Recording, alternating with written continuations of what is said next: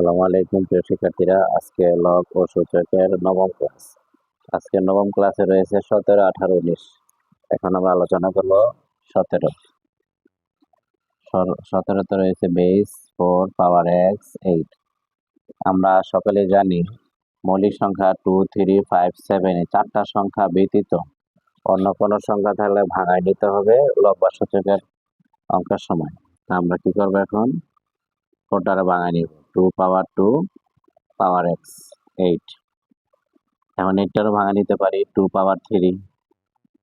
এখন বেস যেহেতু সমান আছে, বেসটা উঠাই দিব, পাওয়ার গুলা থেকে যাবে, যেমন 2x আর 3 থেকে যাবে। বেস সমান হলে বেস উঠে যায়, পাওয়ার সমান হলে পাওয়ার উঠে যায়। x এর মান বের করতে গেলে যেহেতু গুণ আছে, ডান পাশে চলে গেলে ভাগ হবে।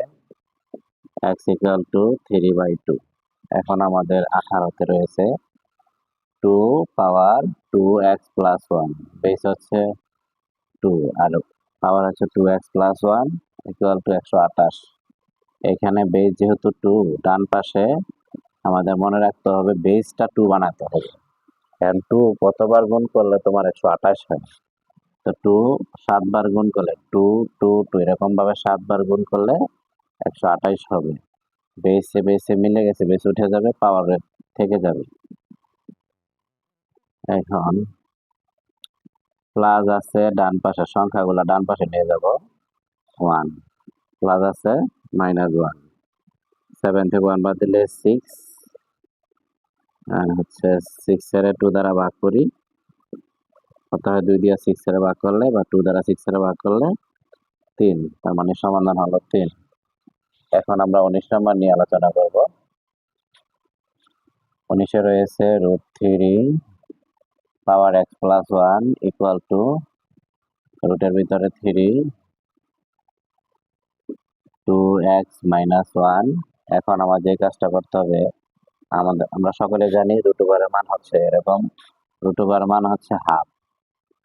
আর যদি √এর ভিতরে এরকম 3 থাকে, 1/3, √এর ভিতরে 5 থাকে, যে কোনো সংখ্যা থাকুক, ওই 2 এর জায়গায় গিয়ে বসবে। আমরা এখন কি করব, √এর পরিবর্তে হাফ বসাবো, x + 1। √এর পরিবর্তে যেহেতু এখানে 3 আছে, 1/3, 2x - 1। এখানে বেস 3, 1 এর সাথে যদি x + 1 দ্বারা গুণ করি, x + 1 হবে, নিচে 2। আবার 1 দ্বারা 2x - 1 এর গুণ করলে 1 হয়। বেস এখানে 3, এখানে 3, বেসটা উঠে যাবে। বেস সমান হলে বেস উঠে যায়, পাওয়ার সমান হলে পাওয়ার উঠে যায়।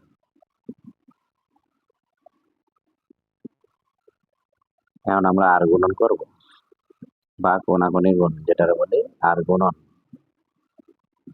3 গুণন x + 1।